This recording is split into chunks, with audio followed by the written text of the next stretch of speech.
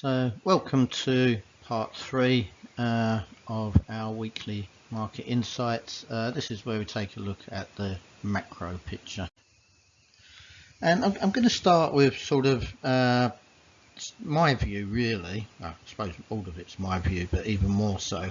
So, and I'm in this, I'm sort of doing a comparison of the US, especially, and then sort of looking a little bit at Europe. So, my view, and if anyone, if you guys sort of follow me, then, or especially if you receive our daily newsletter, then you know that I've been a big fan of the dollar for probably about the last 3 or 4 years. And then, recently, when the Dixie dropped below 100, again, I was commenting that I thought it was a little bit ridiculous and it was undervalued. And of course, now it's back to about 105. Really, it's just because I think that by far that the US just has the strongest economy, along with possibly, I suppose, one or two oil producing nations, that is. Now, the amount of stimulus that the US added over COVID, which was in the trillions of dollars, has been obviously one of the main things that supported that economy, not just over COVID, but constantly since. And of course, this has sort of helped their economy go from strength to strength. Unfortunately, it's sort of added to the inflation pressures. Sort of everyone's got more money in their bank accounts, or they did have after COVID. A lot of that's probably been spent now. And of course, you've only got to look really at the household wealth. If you look at, and that sort of explains really why the US economy is potentially got such a strong chance of managing a soft landing. House prices are steadying again now. Stock markets at high levels, and household wealth grew by over $5 trillion in the second quarter of this year, despite inflation. And that's around about $37 trillion above pre-COVID levels. So, it's why there's such a strong economy. Now, even if you deduct all the household debt, it still leaves a net worth for the households of a huge $154 trillion. You're looking at all their assets, though, which obviously includes a lot when you're looking at the stock market and the rally there as well. But and of course, sadly, that wealth is not evenly spread out. For those on a lower income, they are struggling to fight with higher food and energy prices. Probably to a degree, so are the middle income bracket guys, because they've all pretty much spent their COVID savings. That has helped reduce the burden, I suppose, to a degree, but it's also reduced the amount of cash and savings that are being held now by some $200 billion. And then, of course, on the downside, you can sort of look at the fact that the student loan repayments are going to commence again now. There's been an increase in defaults on credit cards and car loans. Plus, as you had to expect, the unemployment rate is increasing. Now, although interest rates are now peaking, or they're supposedly, with inflation topped out and coming back off, that should still remain the case unless this sort of recent energy traumas become worse. That's could see just another little spike of inflation, which again could force the Fed having to do one more rate hike at some stage in the future. Oil prices where they are, and of course, Australian gas strikes and such like. So, that's sort of that part of it. And then when we look at Europe, and I'm including the UK in this, they are still battling to get that inflation under control. And, they may need perhaps another one rate increase before that they put things on hold. The economic conditions I don't think are anywhere near as good as in the US. And that's why I still see potentially more room for the dollar to make even further gains against the pound and the euro. Just remember, all of this is just purely my personal view, so don't take it as any more than that. And so some of this is actually probably going to depend on energy prices and food prices, because they have been two of the, apart from services, they've been two of the biggest inflationary factors. If we get another mild winter in Europe, in the UK, so that's sort of going to be helpful because it will, hold gas prices down. But if it's a sort of a much deeper, colder winter, then that could ultimately drive Europe into recession, and it may be decided by El Nino, which is this weather front that forms out in the Pacific each year, and it's why we've had such a hot summer. But it's also why things can turn quite drastically, and they're extremes as well, as we've seen. So food and energy prices have been slower to drop in Europe, and of course oil prices were rallying in September due to OPEC plus keeping supply limited. And as I mentioned, now we've got this Australian gas workers strike as well. That could boost gas prices depending how long that keeps going for. I would say fortunately Europe should have high enough levels of storage now ready for this winter, as long as it's not too cold and increases demand, of course. So although rates will soon peak, as I keep saying, you can't expect them to drop anytime soon. Inflation is slowly moving towards the central bank's desired 2% target. However, quite often, the closer you get to some of these targets, the harder it actually becomes to achieve it. And of course, these rate hikes that they've done, this series of rate hikes that they've done, they take time to feed into the economy. And it's probably going to take the rest of this year, even if they don't put rates up anymore, for that impact to be really felt by the whole economy. And that's going to be key to whether any final hikes are needed. And it could, again, along with the weather, push Europe into recession. I'm not so hopeful for Europe. I think there's quite a division between the US economy and Europe's. And when you look at Europe, the fact that Germany, the biggest economy in Europe, is pretty much the weakest link at the moment, flirting with recession. I think that just highlights, the picture for the whole of Europe. So that's just sort of a little bit of my thoughts around the US versus Europe at the moment. So now we've got central bank activity sort of increasing again. Now the summer recess is over. It's the ECB's turn this week. Hike or hold, we'll have to wait and see. For me, I think it's sort of pretty much a 50-50.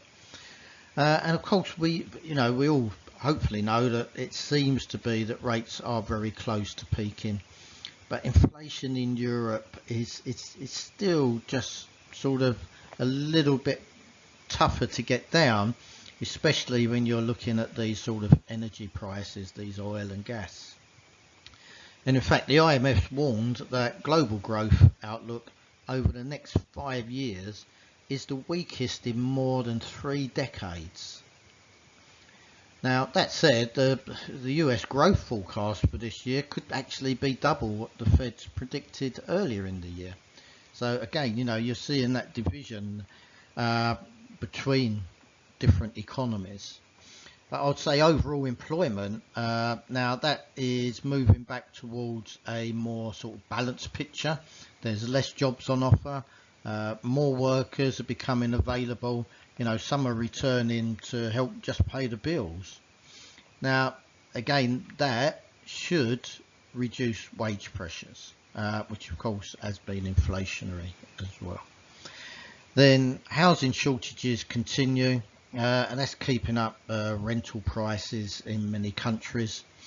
Of course, the increase in interest rates is reducing the number of people that are looking to move, because if they're on a fixed rate at the moment, which is much lower. If they move, then they're going to have to pay market rate, which is going to be possibly 2-3 times higher than what they are at the moment.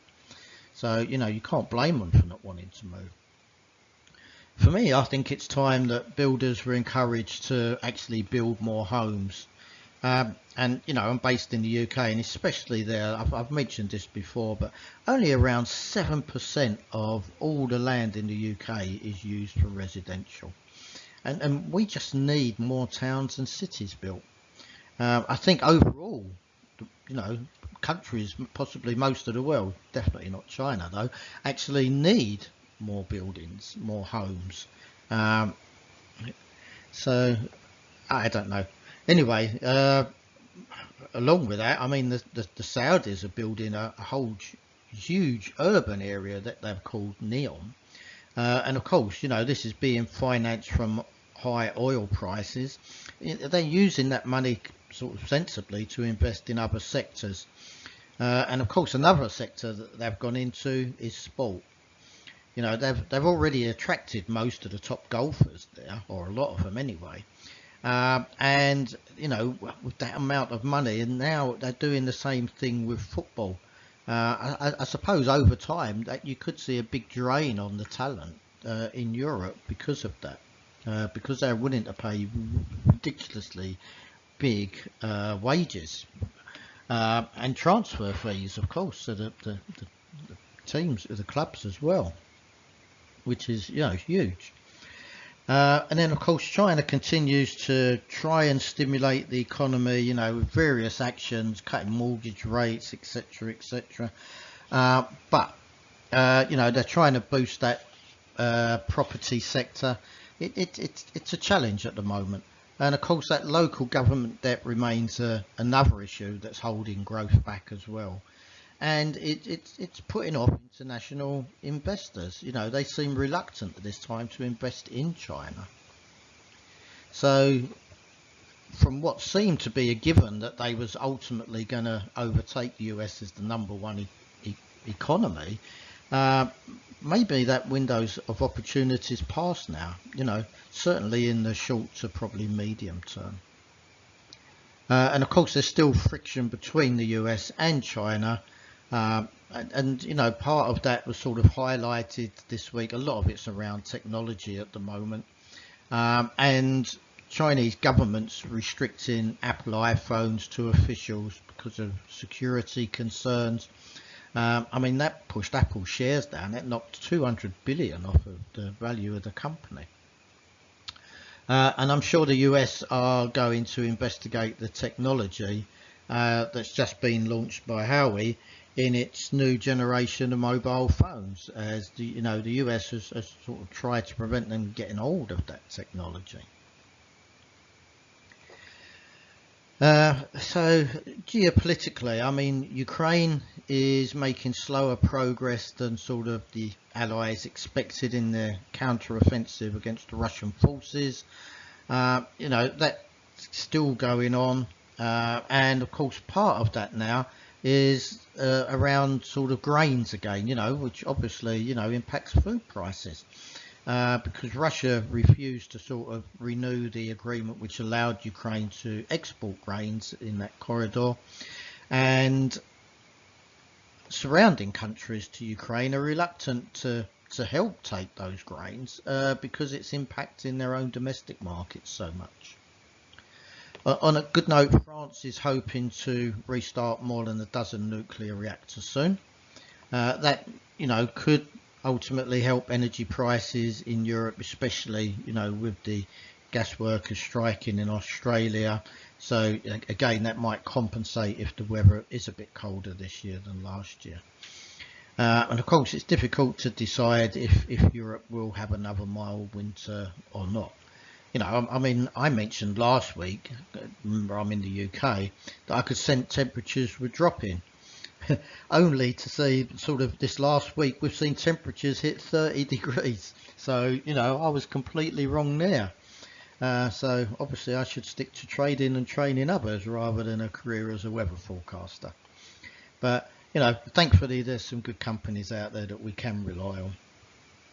Now, I would say, not only have we had very high temperatures around the world, which are probably mainly due to El Nino, that sort of produced the warmest August ever, and it was only the second hottest month on record behind July last month, 2 months ago now. Now we've seen many countries experience wildfires because it's been so dry, and then of course really more recently we've seen a trail of destruction due because of floods in Greece and Turkey. So it's all not one direction, it's not all about the heat. Sometimes it's just extreme weather patterns that are created, and it can be heat or it can be sort of cold or rain, so it moves in different ways. Now, I do bring this up a lot, but I do like the Fed's Beige Book. It's, to me it adds great insight, and there is a link in the first part to that. And one of the some of the things that I took from it was it noted that tourism that they've sort of contributed to recent demand. They've seen auto sales dropping. They accept that COVID savings are pretty much gone, and that's led to more credit card spending, and also higher defaults too. And of course, we've got to start sort of thinking about these loan repayments, these student loan repayments that are coming back now, because it's a huge number. That is in total around about $1.5 trillion. Of course, it's paid over time. It's not expected to be paid back. It's all in installments. So stocks ended the week lower, although off their lows. They're currently trickling lower, and for me, I just wonder if that pace is going to speed up. So something that always comes back to me is that markets sort of act slower than you expect them to, but then they react faster than you expect them to. So sometimes it can be in front of you, you see it slipping away, but by the time you look and think, okay, I'm going to get on that, it's already disappeared, the opportunity's gone. So I've mentioned this a few times, but these Australian gas workers striking can be a bit of a problem, and it could push up gas prices quite a lot. Now, not only that, but obviously with WTI trading, it traded at $88 last week. Possibly these OPEC plus cuts are finally starting to impact. Now, this could change because it seems to me that the US Biden is just warming a little politically towards Iran and Venezuela. Now, they obviously they've got their own individual issues with the US and vice versa there, but if they could come to some agreements there, then that could increase supply quite a lot if those sanctions were lifted. So going back to the dollar, that managed to hold on to most of its recent gains, and the yuan offshore weakened to a record low. Now, to be honest, I don't think China will be too upset with that, because at least it makes it cheaper for their exports. So therefore, if it can boost their economy, I think that they'd be quite pleased just to get demand come back in for their goods. But that global demand just does seem to be lower all round because of higher prices. And I'll come to that in a moment. But Bank of England is expected to raise rates again this month. But, it's all data driven. But with inflation where it is, there's a good chance of that. Just talking about crypto a little bit. So they managed a fairly flat week. NFTs still seem a little bit out of favour. Now, Binance is actually closing Polygon NFTs by the end of the year. The SECs are appealing against Ripple's win in court that their XRP sales are not unregistered securities. And it does seem that Ripple is about to acquire a crypto custodian, which is Fortress Trust. So there's a little bit around that. And hate to mention this again, but COVID is on its way back. There's a new variant called Pirola, and one of my friends has just had COVID again. So it's not gone. So but fingers crossed it's going to be manageable, and it's not going to blow out into anything more serious again. Okay, I just want to end really talking about prices, inflation. So we've seen costs dropping, but leading brands are still keeping their prices at their highest price. I mentioned some time ago about greedflation. And it's funny because the Bank of England's picked up on that in sort of reports that they came out with last week. And, it's really based around these titans in many of the industries, especially food. They've become so accustomed to these inflated profit margins. So, if you go pre-COVID, everyone accepted much lower profit margins. And then COVID and inflation has really helped them to increase their profit margins. Now, initially sort of 15 to 20% higher than they had been in the last couple of decades. But the companies are now moving really close to 30% as a profit margin. Yeah, I just think that's an absolute abuse of the consumer. It's just pure corporate greed, and of course they're not going to let go of that without a fight. At the moment they seem happy to sell less for more rather than to sell more for less.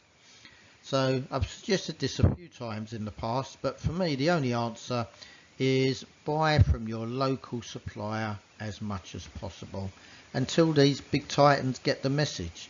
And hopefully eventually they'll come to their senses and drop prices. Or perhaps it's time to raise corporate taxes to get it back that way. But I'm sure that the governments and the central banks aren't very happy about it, because obviously it's stopping inflation from dropping. So that's just my macro outlook anyway. So I hope you can take something from that.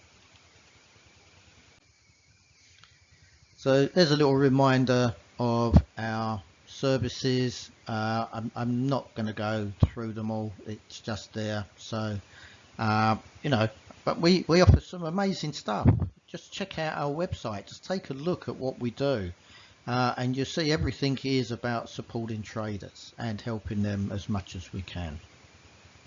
Of course, we're going to do that. We've got a trade desk, and of course, we're trying to help as many new guys come into the industry, but to come in it in a sensible way so that they stand the best chance possible. When I took up golf, I had golf lessons for over a year. When I started going to the gym, I had a personal trainer for over a year. So, it's not different. It's just a matter of whatever you go into. If you want to become a doctor, they don't give you or a surgeon, they don't give you a scalpel on day 2.